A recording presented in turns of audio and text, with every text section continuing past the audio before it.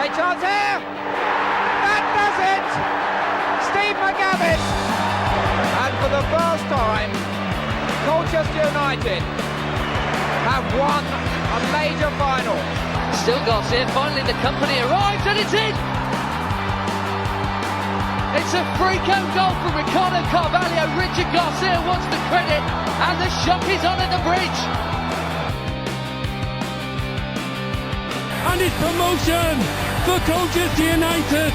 They've made it into the Championship for the first time in 69 years. Porter, actually being held. There is Porter, and it's Maka!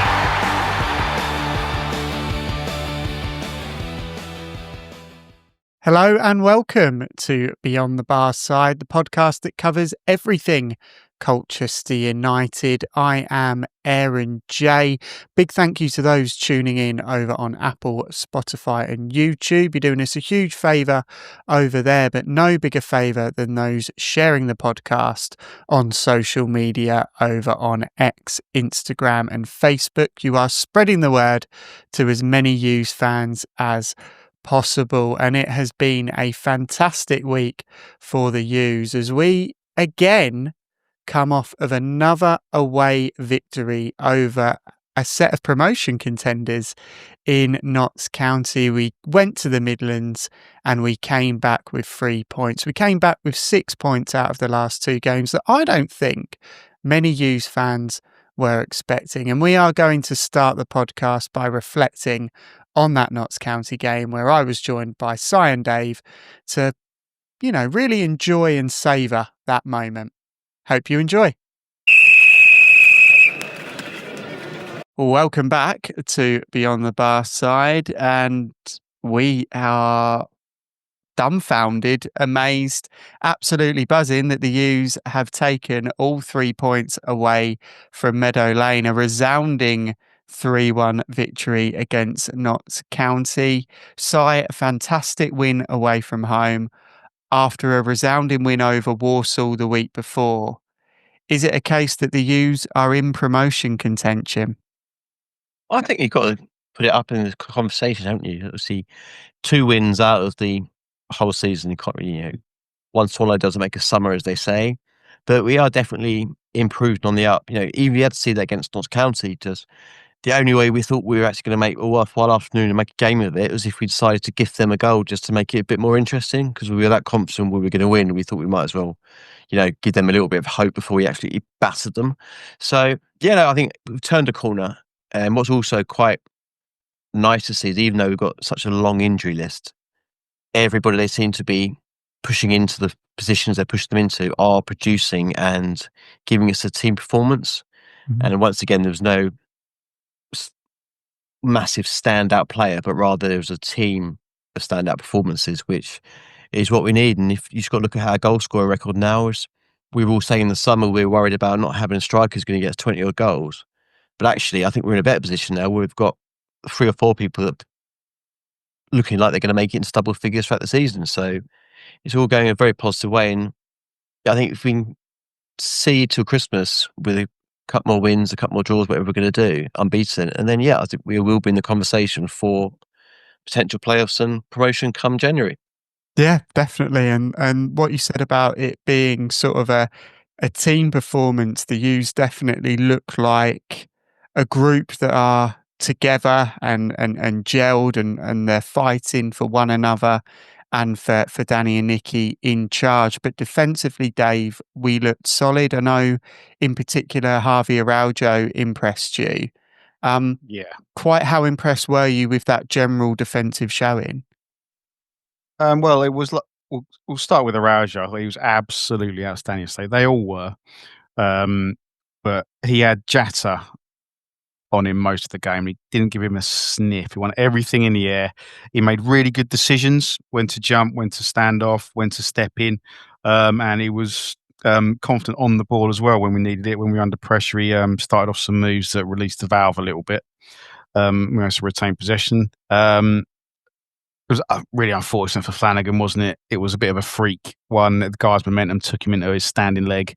You see how just frustrated he was. He was punching the turf after coming back and playing so well last week. But obviously, Si got 20 minutes of his season highlight of Jack Tucker in midfield, and then Jack Tucker moved back and just slotted in straight away. And another reason to be impressed with the Araujo sort of shifting centre back partners so quickly in the game just didn't affect him at all. And let's give some props to Rob Hunt. I think we all assumed when that sub was being made that maybe Ellis would go into the middle and Hunt would go to fullback, but he ran onto the pitch. He just carried on running, and he plonked himself in the middle. But he, like Si said, it shows just how we're working together as a team now, because he did exactly what he needed to do. He pressured them, he harried them, didn't give them any space, and he was happy to receive the ball as well. I mean, he was involved in a lot of our possession play when we were trying to, control the game a bit more, when the County were starting to build up a bit of momentum. But all of them, Ellis was Ellis. He was just fantastic, just with the ball, the way he progresses it, the way he positions himself. And it came into, again, he was up against, in the first half especially, I think they were targeting our right-hand side. Because I think I was very surprised, actually. They took their best player, their most dangerous looking player, I think it was number 47 on the left wing. They took him off after about 60 minutes, which really surprised me. But in the first half, I think they knew that Lisby would stay high or higher.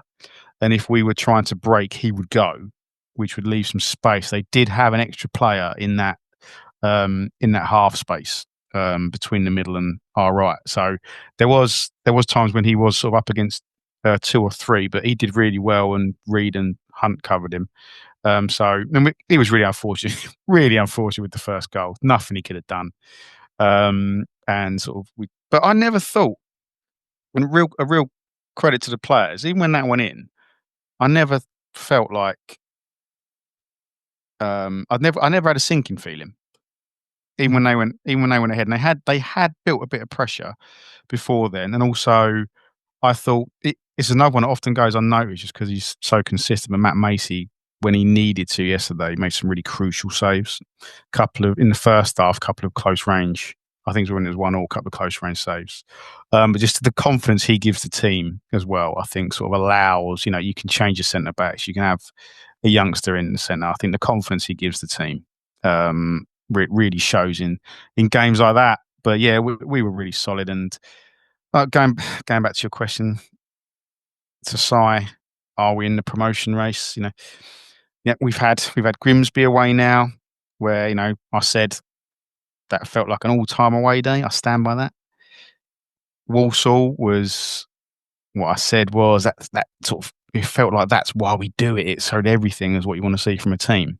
So and it's important not to get carried away. And I like to steer away from hyperbole, but I do think we are the world's best football team at the moment. I saw that coming as well. It was so good. It was so good. I mean, it was another all-timer of an away day. And every single one. Well, I was saying earlier in the season, wasn't I? Do your job. Mm-hmm. And that has come full circle now. And they're really that is the team we got now. It's really good to see. It's the sign of a good group, isn't it? When you're sort of up against it, you've had hurdle after hurdle placed in front of you in the form of injuries in key areas and in areas where we're light, and they've stepped up and they've been counted and they've done the job that's been expected of them. So it's really, really positive. Very good wins against 2 very, very good sides. And as you say, defensively, we looked rock solid. But at the other end of the pitch, Si, last week we spoke about whether or not Samson Tavide is back. Does the performance on Saturday suggest that he is? Oh, definitely. Yeah, just how he was playing, with his willingness to kind of do the physical side, win the ball, hold it up. Yeah, I think it was in the first couple, sort of 10 minutes, he could took the ball down lovely, great touch, turned his player, spun away, and obviously tried to set the attack forward, which didn't come off a couple of passes later, but he was still there showing what he can do. And he's got the confidence back. He's obviously rattling up their fan base, which is always a good sign. We've got Samson back when he's doing things like that. But yeah, and what I'm liking about him now is he's getting targeted by players because they know of his past and what his temperament can be. But actually, he's just taking it now. He's not responding, and therefore they're the ones that are getting the cards, getting the fouls. Whereas he's getting away, just kind of getting up, dusting himself down, and he goes. So he's becoming much more of a crucial part of a team. That's not necessarily him wanting to be the star, but rather realizing he can play a very crucial role in a good team. So, yeah, I think credit to him. Obviously, everyone wasn't sure whether he was going to start or if Embiid was going to take his place back and Williams was going to play in the 10. As it turned out, I think we played more of a variation of 4-4-2 rather to allow both of them to play together. And yeah, although he didn't necessarily get his goal, it's very key to what he was doing. The first goal was obviously him putting a shift and charging down their goalkeeper, which created the poor clearance, which fell to Harry Messi Anderson, so they bang it into the top corner on the curl first time. And yeah, no, so credit to him. Also, I've been very, very vocal in my criticism of Samson on the pitch. And yeah, he's got his head down, responded, turned it around, and he deserves the plaudits he's getting. Fair play to him. I think he has learned a lot from Mbik in just the way he goes about the game. I don't remember any times yesterday where he sort of stayed down where you thought he shouldn't.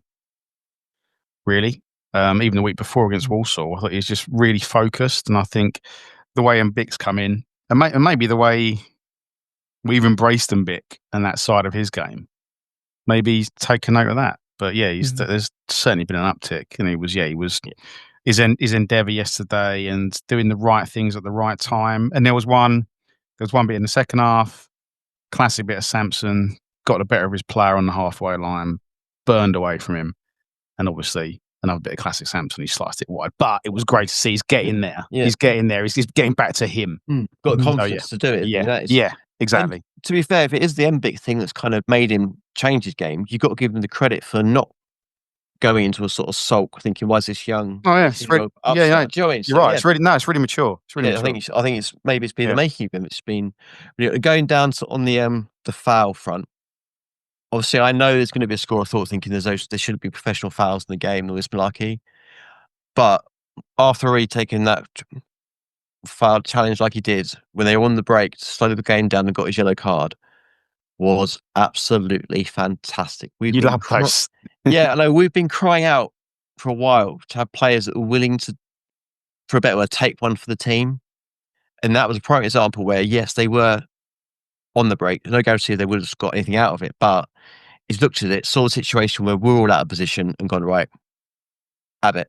Taking down his man, taking the booking. Let's give us time to reset, readjust to what's going on. Also then defend the free kick really, really well. So yeah, credit to him as well. He didn't get into my top 3 purely because he was just his normal fantastic self. He's getting that good now. He doesn't stand out. Yeah. We expect him to be good.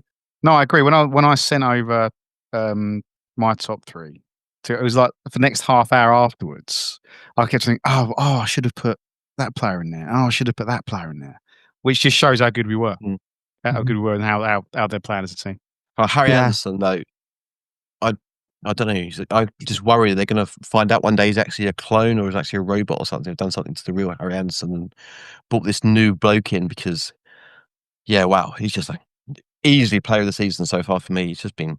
Well, I think it's no coincidence that, and I'm going to touch wood here. This is the longest I think that he's remained fit. Oh no! Damn it! Sorry, everyone. But no, this is so, and that is really starting to show. He's got such a. We're not promotion. Don't talk to us about promotion anymore. It's all gone wrong now. Yeah, Dave ruined it for everyone. This is the worst thing you've ever done, Dave.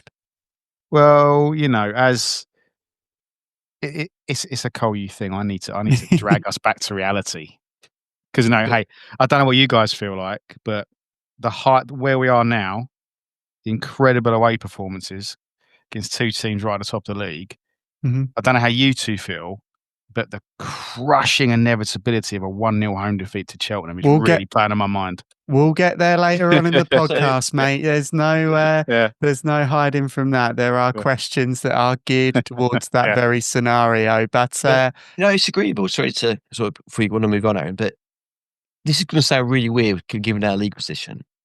But I think half our problem is we've got a team that's too good for this league, and when we try and play football rather than just lump it, rather than just Bromley it, we're trying to play football. I think that's why against other sides we're kind of coming a little bit undone.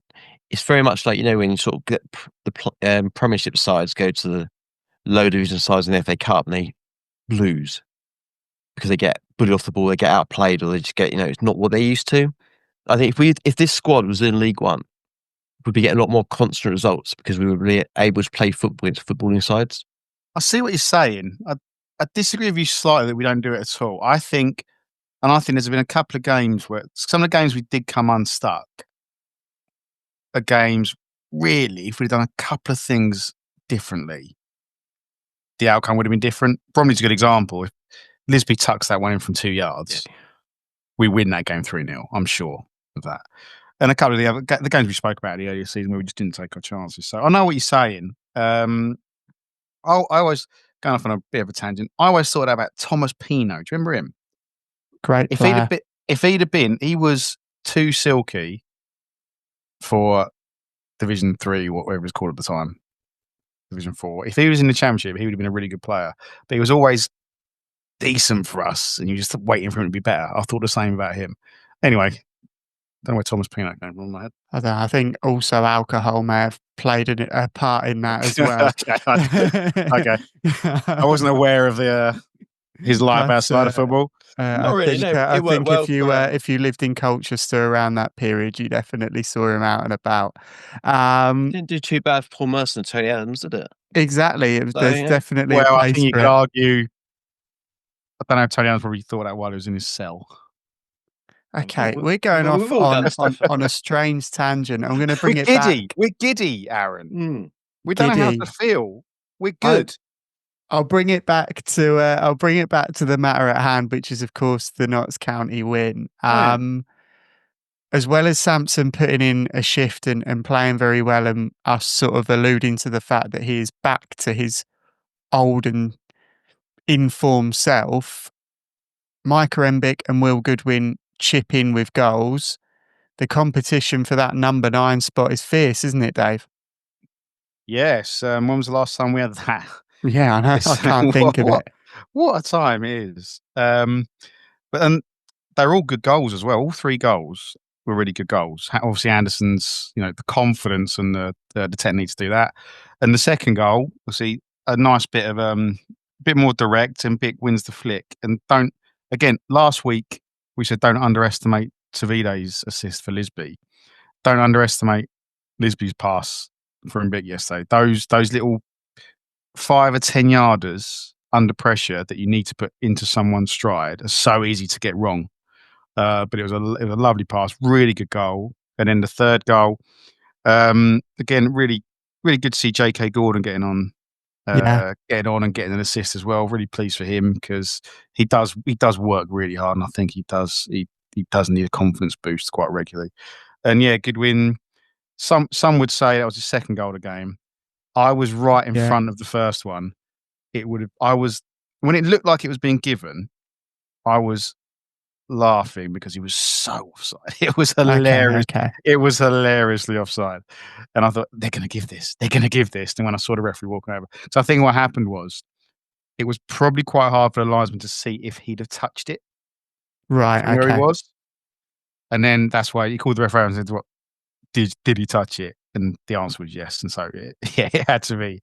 I think on that one, to be fair, if Goodwin had not celebrated, we'd have got it. Because they realised... Pretended he hadn't touched it. Yeah, because they weren't too sure hadn't he. But then when he went off celebrating like crazy, but obviously he's claiming it, so therefore he must touch it, therefore we're going to give us offside. I think if he did kind of let Ellis take a little sort of the glory for it, I genuinely think he would have stood. Yeah, well, maybe. But but the next game, I think it'll probably be the same. Mhm. Why not? If you've got an informed Tavide and Bick and Lisby all available, why not stick them in? Yeah, So absolutely. I'd be very surprised if anything changed. Teddy Bishop's a dead leg. Dead legs can be a week. It can be more. So I reckon. I don't know if you've got any more inside info, Si. The only change I would see, obviously Flanagan won't be there, so it'll be Araujo and Tucker. But I can see the only change being who goes in the midfield. And a few people were surprised he didn't bring Oni on. I think maybe it happened in the 70th minute or 75th because he said Milton's not ready for a full game. Mhm. And, effectively that would have been a full game against very tough opposition. So, yeah, fingers crossed, we could even off the back of a performance like that, bring in one of our best players as well for the next game. So, yeah, all looking positive. Certainly is, and we've spoken about it already, but we'll touch on it again briefly. That the injuries forced a change in personnel. So I obviously got your wish to begin with Jack Tucker going in to midfield, but obviously things changed. The injury to Flanagan happened. How much credit should Rob Hunt be getting? A lot. He's obviously had a lot of critics since he's joined us. And what didn't help was when Rob Hunt joined, we were in a real bad spell of form. Mhm. And he was then put into the right wing back position where he's not wing back. He's either played right back or on the right of the three if you're playing wing backs. Mhm. So he was thrown into a bad side in a bad position and kind of almost not given the chance to show what he could do before we all judged him. So now that he's over the summer, he's had a bit of time out. He's come back, played well at right back. But he does kind of come across as the sort of player that he just wants to do what he can for the team. Yeah. And wherever they end up, wherever Danny turns around and says, right, I need you to play here, he will go out there and he will give 100%. Even if it's maybe not his natural position or it's not a role he knows or things don't come off, one thing you can never fault from is his commitment and his attitude to trying to do what he's been asked and been told, and his performances do at the moment are matching it. He's coming in ad hoc midfielder on, didn't look out of place Mhm. against a side or not counter who were Yeah. expecting to be trying to play through. And you do get the impression with Hunt, if Daniel's like, right, we've got a bit of a problem here, we need a goalkeeper, we're going to stick you in there. He'd put on the gloves and off you go. Obviously, he's 2 foot tall, so it wouldn't work. But he just kind of crosses that kind of character. He just wants to play football, wants to do what he can for the team. And it seems like the type of player that all squads need, all good squads. They need 2 or 3 players like that in the squad. I think, I guess people call it the James Milner sort of player who is willing to do whatever it takes for the team and can play in a number of positions. So yeah, like you said, he had a pretty slow start, not all down to him. But yeah, he's really coming through and showing his worth. Definitely. I think Rob Hunt sort of embodies what you need when you're sort of up against it with injuries and that character that's needed to sort of get you out of that difficult situation. But injuries obviously curtailed our season last year. They made it very difficult towards the end. Dave, can we afford to lose anyone else, or is the team strong enough to withstand what's thrown at them at the moment? Well, no, we have to. Arthur Reed needs to be put in some sort of bubble. Don't know if Robbie Cowling wants to make one final massive investment into some sort of protective chamber that we can just keep Arthur Reed in until we have some other fit midfielders. But yeah, I mean that's where we're short. That's why we're talking about how well Rob Hunt has done, because there's no one else to go in midfield. So I think if you look at it, we do have a bit of strength in depth. Obviously, with Flanagan going down now, and I have no idea is Baldwin still at the club? Is where he is. I suppose we've got Kufor still, but whether or not he's quite ready for the full throttle of League Two, so we may be a bit short of centre back. But I think in the attacking area, certainly we've got 2 informed, or 3 informed strikers at the moment. Actually, thinking about it, good win. Last time he touched the ball was a goal. I count that as being informed. I mean, that goalkeeper is honking, wasn't he? My word. The Notts County, Notts the County Notts hated County 2 section of the people that internet day. They hated him and Tavide. They would take Samson in goal. Yeah. So one of their fans referred to him as, "I've never seen a goalkeeper play with no hands before." Yeah, I mean, Poppadom hands I saw. We were wondering from obviously where we were in the ground. We were behind Goodwin as he takes a shot, and I was quite surprised when he went. I thought, "Oh, that must have been a great strike." But yeah, you look at it and he's got to save it, and the angle it came at and where he was—that's actually the only place it could have gone. So Notts County fans said, "We got on 1 of 3. I still think we're being ripped off and paid too much." yeah, but yeah, he's not a popular man. Even more unpopular than Sampson's in Nottingham. But I think we're relatively strong up front now. With regards to depth on the wings, J.K. Gordon came on. Aurora hasn't played any part in the last 2 games. We've got other players to come back. Kande's, I think, due back in the next few weeks. And obviously Harry and Lisby are playing really well. So yeah, it's sort of the spine of the team really. We're a bit light, but yeah, hopefully Teddy Bishop can be back relatively soon, and then as Milton only builds up and as Harvey shakes off that knock, we'll start to get a bit more there. I think that probably is somewhere they'll be looking in January, maybe depending on where Gape is, and I reckon we might need a bit more cover at fullback as well, just because we're effectively relying on Rob Hunt to cover both sides at the moment if one of them goes down. And the middle of midfield, so he can't do everything. He's we are light in areas, but I think the key area is centre midfield. Yeah, I mean, there was after R3 got booked for that good foul you spoke about, Si. There was one moment a couple of minutes after where the player was going past him, sort of pulled his leg back, he had his leg cocked ready to go, and then he was thinking, "Oh God!" And then he pulled out of it. I think he realised the gravity of what he was about to do. So yeah, thankfully he didn't get a second booking. But yeah, I think it's strange. We're actually stronger, I think, in places we thought we wouldn't be at the start of the season, and we're a bit weaker in places we thought we'd be strong. So yeah, all very interesting. Yeah, absolutely. But obviously, it was a resounding win, and a win that has really sort of lifted the moods of lots of U's fans around. I put it out there for 1-word reviews, and we've had a few interesting ones back. Peter went for resilience. Dean went with impressive. Steve, adaptable. Louise, contenders. Gillian, outstanding. Mark, superb. And Gavin, gargantuan. Dave, what is your 1-word review for this week? I'm going to say statement. Statement. I like to do that in consecutive weeks against the teams we've done it against, on the back of also doing it. That's 4 away games, isn't it, in a row?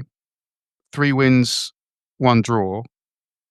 All the teams we've played have been either top of the league or in the playoffs, I think. So that really is, that's a real statement that we're building. Yeah, definitely. I like it. Statement's a really good one. Si, dare I ask how much research you've put into this one? So I'm not going to go with my original one. I think I don't want to bring down the standard of this Upmarket Gentleman's podcast. So okay, well, you were going to go low rent, were you? Yeah, I was going to. Yeah, dubious. I was going to, but I'm not going to do that now. So I was thinking, given the waves it's put across the league, I think these performances we've been doing, and how the away end was physically moving with the celebrations at the end, I'm going to go with tectonic. Tectonic. Oh, look at that. What a word. Beautiful. I'm almost glad you didn't go for what you were going to go for. Tectonic. Beautiful. Si, Dave, thank you very much for sharing your thoughts and opinions after the Notts County game, and we will catch up a bit later ahead of Cheltenham. Cheers, thank you. Cheers, guys. Big thank you to Si and Dave there for sharing their insights after the Notts County victory. And we look ahead to the next fixture as the U's host Cheltenham Town, a newly found form Cheltenham Town since their manager Steve Cottrell's come in. They've won 5 out of their last 10 games, which is fairly impressive. 50% win ratio there for Steve Cottrell. And I was joined by an opposition fan this week. I was joined by Cheltenham fan Rob to share his views and experiences from the season so far and to look ahead to Saturday's game. Welcome back to Beyond the Barside, and it is time for the opposition view, and I am joined by Cheltenham fan Rob. How are you doing, Rob? I'm good, thank you. Yeah. So much the better after a good result yesterday. Yeah, definitely. We'll start with that result, a really decent win to Bristol Rovers. Talk us through the game. How did you guys play?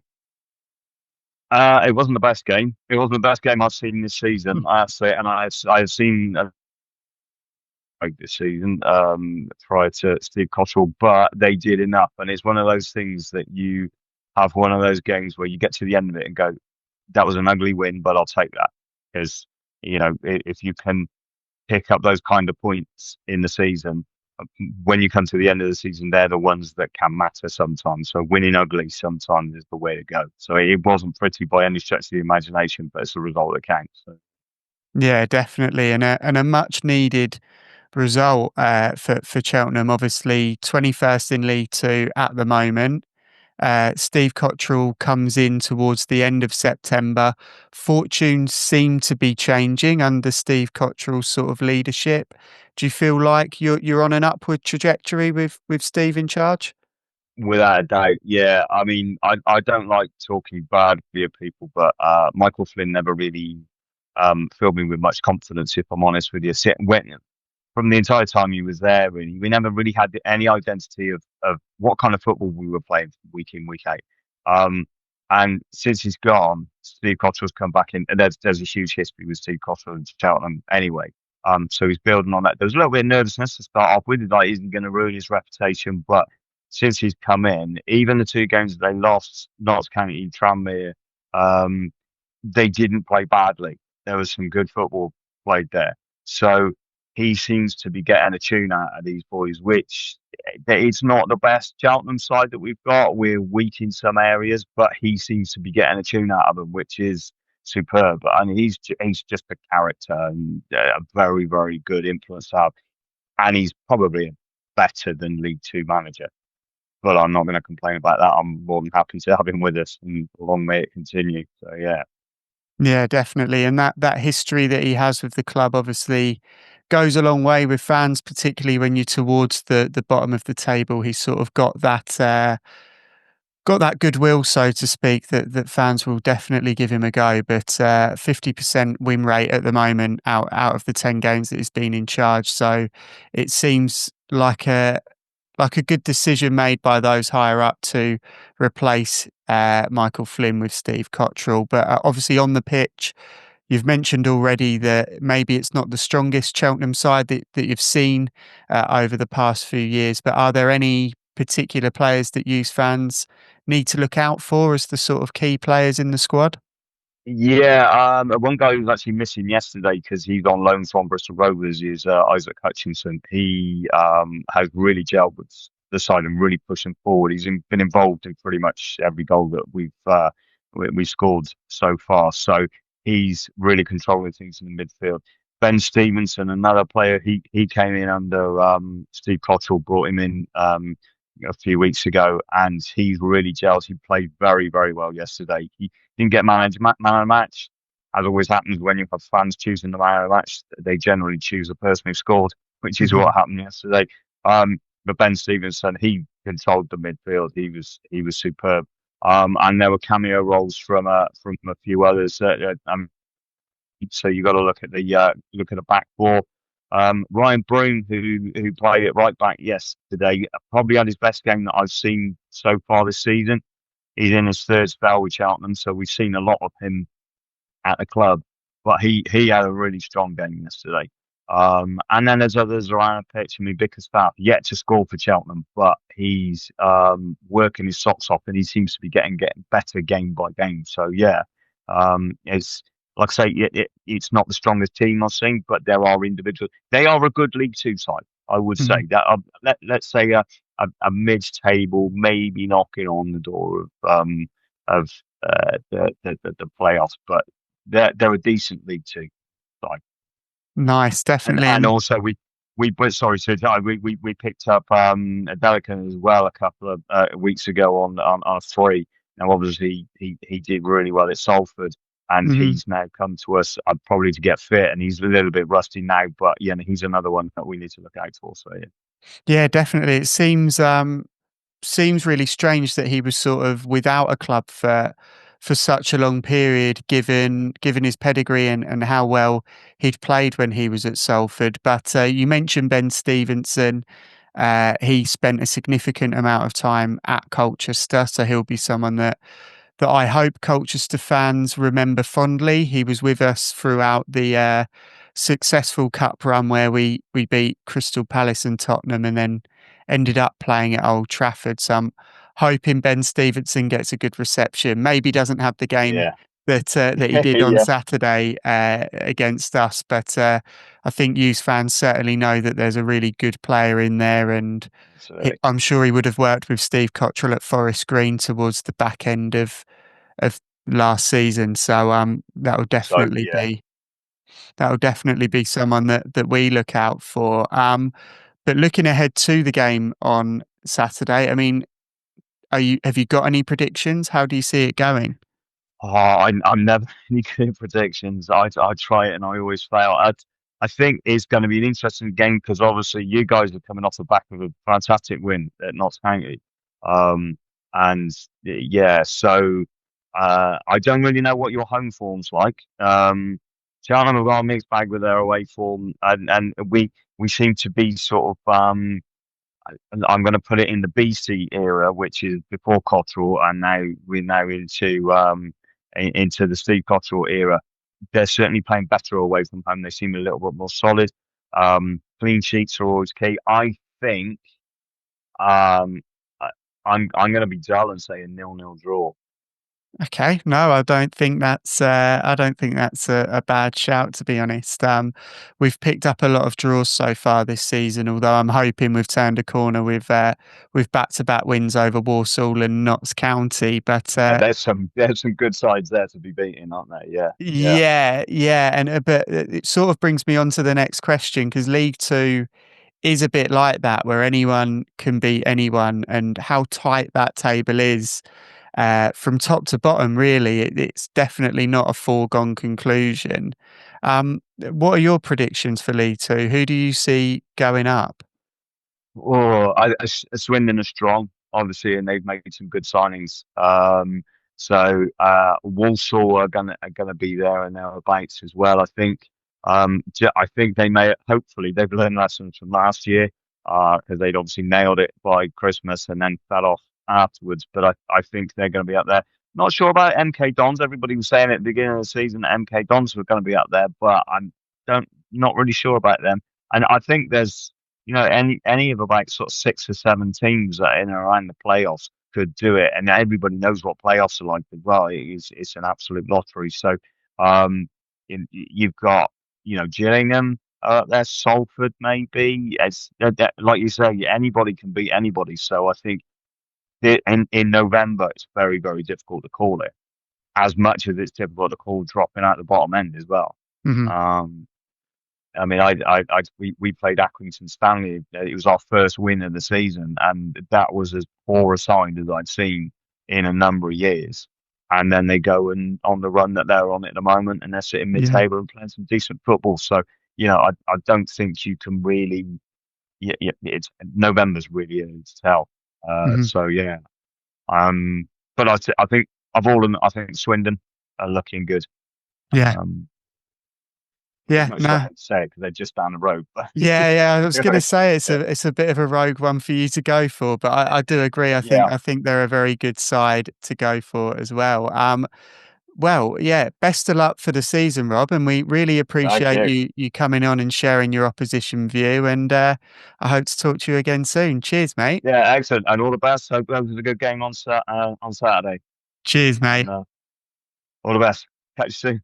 Cheers. Huge thank you to Rob there for sharing his insights. And obviously, the opposition view isn't the only view we have. I was joined again by Si and Dave to get the U's view ahead of the Cheltenham fixture. Welcome back to Beyond the Barside. I'm joined again by Si and Dave, and we are looking ahead to the U's next fixture, which is at home to Cheltenham. Dave, Cheltenham, 21st in League Two. They've had a decent win on Saturday themselves. Obviously, we're coming off the back of two really good wins away at some of the promotion contenders in the league. How much of a potential banana skin could this be for the U's? There is not a Colchester fan on earth who doesn't have in the back of their head the crushing weight of, we're going to lose this 1-0, aren't we? We're going just because of how well we've done in the last few weeks, and a 1-0 not playing badly, one of those games. But let's be positive, because this is a positive moment. This is a new Col U. This is Danny and Nicky's Col U. Mm-hmm. We're gonna put our foot to the floor. We're gonna go at them. I think, like I said earlier on, we were reviewing the Notts County game. I think you've got an inform and Bick, Samson, Lisby. Let's get them all on the pitch. Mm-hmm. Let's go for it. Let's be positive. Let's even be that. From what I've seen from Cheltenham, they have picked up, but they're still quite susceptible to pace. So we're exactly what they want to play against. So yeah, just if Bishop comes back in, great. If he's not, maybe it's time for Oni to get a start. Obviously, without Flanagan, we can't push Tucker in the midfield again. But the thought of the Pavlovian response to playing well away from home, I have as a Col U fan, insofar as the next game will be 1-0. I think we're going to win. Mm-hmm. I think they're going to make it really difficult for us. Steve Cottrell sets his teams up really well to do that, and they've got good results against some good teams in the last few weeks.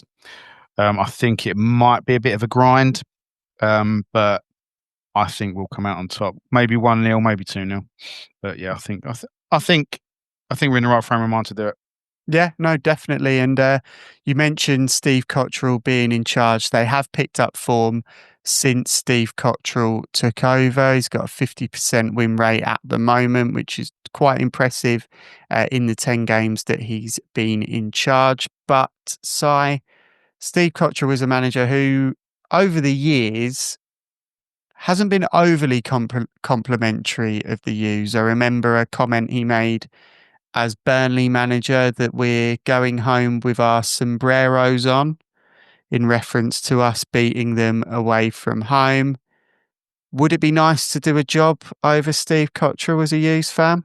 No, I think it will be. And we'll see. I think was it last year, season before we played them, and he moaned about the dark arts of the game, how, oh yeah, they're known for their head injuries down here, because he's moaning the fact that we were time wasting with supposed fake injuries and whatnot. So if he was getting upset then, he's going to absolutely tear his hair out because of how we do the dark arts of the game at the moment. So when Matt Macy goes down in the 75th minute, he's going to go mental. So did anyone notice the fact that, he sent Tom Smith up to warm up when Tom Macy went down? Well, we'd actually used all of our subs up at that point, so he couldn't have come on anyway, because we'd used the windows. So we wouldn't be able to make a change even if we had done so. Not only were we basically S-housing the opposition there, we were just doing it blatantly in front of them. Can't even hide it. Yeah, it made it even funny. So Cheltenham's obviously form has changed. No, I don't think it's any coincidence with that, which with Ben Stevenson coming into the side, a player we all know very well from his Colchester days. So, but again, like I say, he's not been known for his pace. I think they do try and play a kind of blocky type game where they're just going to try and wear you down and get a lot of their goals have come later in the game, so we like to try to wear teams down rather than actually go and blitzscreen them. So I think we can start how we do, start fast, start positive, make the breakthrough, especially with how we are in form. The fans are behind the lads. If we can get an early goal, that place will start rocking. I think it would then be very hard for Cheltenham to get a foothold back in the game. So it's all down to our early start, get our front 4 or 5, how many players we've got, our attacking line at the moment, and just, hit them with everything, break them down, get an early goal, get the fans behind the teams. They will be from the off. And then, I can't see any reason why we can't put performance in and get the win. But as Dave said, out of all the recent fixtures, this is probably the more nervy one because we are very likely to go and, we're the sort of guys that kind of like beat Man City and then give Wolves their first win of the season kind of team, aren't we? So it feels. No, you guys think it feels really important, this game now. Just because I made my one-word review earlier on, statement. I feel having made the statement, this feels like a game we really have to back it up. It's because we've proved we can beat what we see as the good sides in the league and the footballing sides, so to speak. What we've traditionally been struggled with is, I don't mean disrespect for Cheltenham because it's not the case because they've been up the leagues and stuff, but it's very much the sides that you don't necessarily class as having footballing pedigree. Well, These I are the don't know. sides we struggle with sometimes. Well, I know what you're saying. I disagree slightly. Walsall are not a footballing team. They're a Route 1 team, but they're Route 1 in respect of that's how they want to get at you. Whereas Cheltenham and, Bromley and a couple of other teams who might have struggled against the teams who want you to come on to them. So, yeah, I'm not so sure it's teams that don't play football. I think it's just teams who would like us to take the initiative. And so, yeah, it'd be really important to get an early goal, I think, on Saturday. That'll really disrupt their game plan. Mm-hmm. Yeah, definitely. It's obviously a lot of it depends on injuries as well from a Colchester United perspective. Injuries, fitness, we don't really know who's fit and who's not until later on in the week. Obviously, players are dropping like flies a little bit. I mean, but Dave, as best you can, do you see Danny making many changes this week after such a good win? No, I think the only depending on, like you said, on fitness, like we said earlier on, I don't see that there'll be any real changes other than the enforced one, and then who he decides to bring into midfield alongside Reed. Hopefully it'll be Bishop if he's fit. If he's even if he's only fit enough to play 45, 60 minutes, and that will give a bit less pressure on Oni to come on without having to get too many minutes as he's still continuing his comeback. So yeah, I think it will be very similar. I think the forward areas will be the same. I think the defence will be what we think it will be. Obviously, Tucker's going to have to go back there now. But yeah, it's going to be really interesting what happens if Bishop isn't available. Yeah, definitely. And I mean, do you think there's sort of leeway for Rob Hunt to come in the middle of midfield? Do you think potentially that's something that could happen? Well, I think depending on how he sees Oni's fitness and condition with regards to starting the game, I don't know. But it's going to be a very different game, isn't it? Mm-hmm. You can put Rob Hunt on against Notts County to disrupt, to maintain a shape. Against Cheltenham, we're going to have to create. And, and we're going to have a lot of the ball, I think, a lot of the ball. So that's the case against having Hunt in there. He didn't do badly by any means. Like we mentioned earlier on, he was involved in. He was happy to receive the ball and was involved in some good passages of possession. But I think that's this type of game is very different and a very different consideration for Danny. Mm-hmm. Yeah, no, you're definitely right there. And also as well, you can look at it from a a sort of tactical side, if you like, that because we have played Hunt twice in midfield now, are Cheltenham going to be thinking that's our likely decision to make, and then start planning for that? So if we were to put someone else in, obviously, could disrupt their plans. To me personally, Hunt's not a midfielder. He's someone that can come in and fill a gap if need be during a game, but not to start in that position. So if Bishop's not fit, I'd probably look to start Milton only, even if you are only going to get 45 out of him, to go with an established midfield and then get 45, 60 out of it, whatever you're going to get. And then look to potentially, if Bishop is able to give us 30 minutes, bring him on then. Or if not at that point, then look to the stopgaps, whether you're going to put Hunt in, put JK in there as he has done before, or what he's going to do. But I think we need to start from the off, especially with the fact that team sheets, if they come out early, with a recognisable midfield, and then we can chop and change within the game, which makes it hard for them to then change their game plan at the same time, rather than setting our stall out earlier with a player out of position and that's not just Rob Hunt, that could be anybody playing out of position. Could it be targeted? It's just maybe it makes it easier. Yeah, no, definitely. I think, having that recognised midfielder in the starting 11 always probably makes things a bit more comfortable, because they're a bit more used to what's expected of them within a particular system, rather than someone being thrust in there to do a job and do a favour for the side. But definitely really interesting points. But we've spoken about him already in the middle of midfield, but Ben Stevenson will be returning to Colchester as he's not long signed for Cheltenham. He was a Steve Cottrell signing, having worked with him at Forest Green. Si, how do you envisage his reception being? Don't think he'll be bad, to be fair. No, I can't see it being bad. Anything wrong, did he? He always played well for us when he was called to do a job. He didn't leave under any clouds or anything. I was going to think it's going to be, another ex-player coming back. I think it'd be different if Harry Pell was in the starting lineup. I think he'd play on things that obviously to get reaction and to get the action he probably wanted. Thing with Harry Pell, I liked his attitude, and we'd always have that Southend photo. Yeah, Harry Pell back and laughing at the keeper. The typical player that you don't want to play against. Every opposition fan hates him, but when he's your player, you just fall in love with him, isn't he? Is that kind of I think as well, if Ben Stevenson looks like he will start in the midfield, that will help us, because he's quite a technical player, but he's not necessarily got the pace. Yeah, he's not physical, is he? So I think that would that could help, especially if you've got Embiid and Sampson rotating between the 9 and the 10, then obviously Lisby and Anson running a rings around him. I think it could be interesting to see how he deals with that. He's got Liam Costello as well, who's a player that's been around a lot.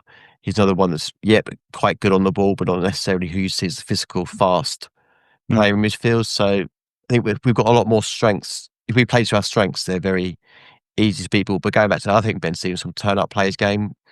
If he gets any reception, it'll probably be a positive. I think his reception would be a sort of Harry Pell's would be quite one way or the other. Would be quite a scene. I think Ben Stevenson's would be for a lot of fans would be oh yeah, him. He was played at Old Trafford. He was all right. Yeah.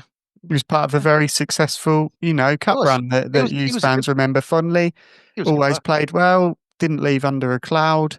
I even think Harry Pell, he was liked by the fans, as you guys has suggested. Whether he then turns it into a pantomime himself, I don't know. But I certainly can't see Ben Stevenson getting anything other than a polite round of applause where necessary. But I think Pell would, like you say, he'd turn himself into pantomime villain, because he likes to do that to A, his character, and B, I think because it takes pressure off other players in his team.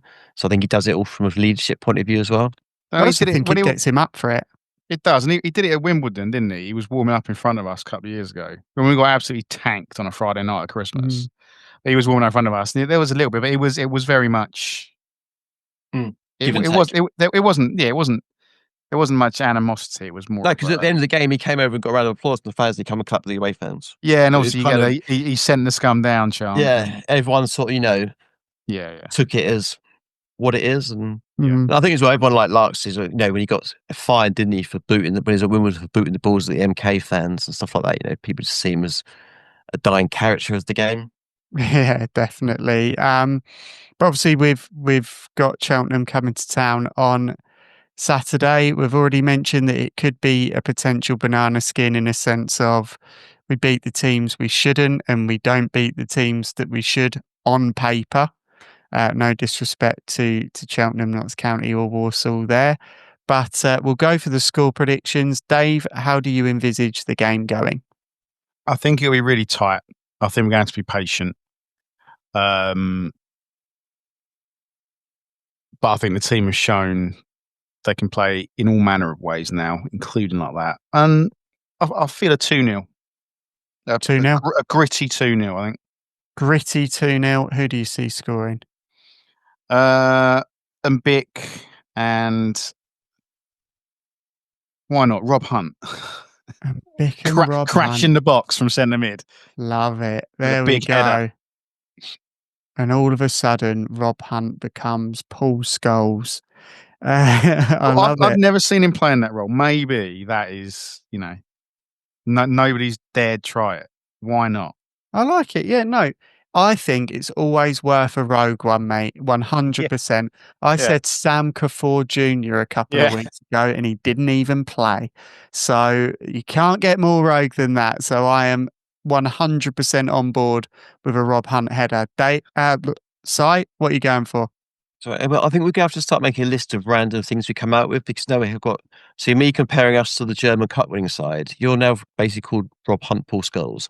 So I think we should make a list of random quotes for the future generation. We can actually play it back and be like, oh my God, did I really just say that? But Most of them are yours, though. Going back to, it was on the baseline. Wimbledon. And your newspaper. Oh, yeah. Anyway, score predictions, that's what we're doing, isn't it? I was like, where are we off to? Score predictions. To me, I'm going to have to copy Dave. I'm afraid I do feel 2-0, but it's going to be a Samson and Kyrie that are going to get the goals. Okay, I like it. Yeah, it's bit safer, really, that one, I think. But no, in which case, I tell you what, let's all go for 2-0. I'll go for 2-0 too. And I think that the goals will come from Mbit and Kane Vincent Young. There you go. There's a rogue one for you. Cool. Right. Si, Dave, it's lovely chatting to you about the Cheltenham game and, of course, reflecting on the Notts County game too. And here's to a 2-0 win on Saturday. Let's hope so. Cheers, guys. Crossed. Cheers. So there you have it. That is another episode of the Beyond the Barside podcast done and dusted. A huge thank you to Si, Dave and Rob there, as well as yourselves. A huge thank you to those who are tuning in and sharing the podcast. If you haven't already, please feel free to leave us a nice review. 5 stars goes a long way in spreading the word to more U's fans. And if you haven't enjoyed it, don't. I've been Aaron J. This has been Beyond the Barside, and we'll see you next week. Up the U's.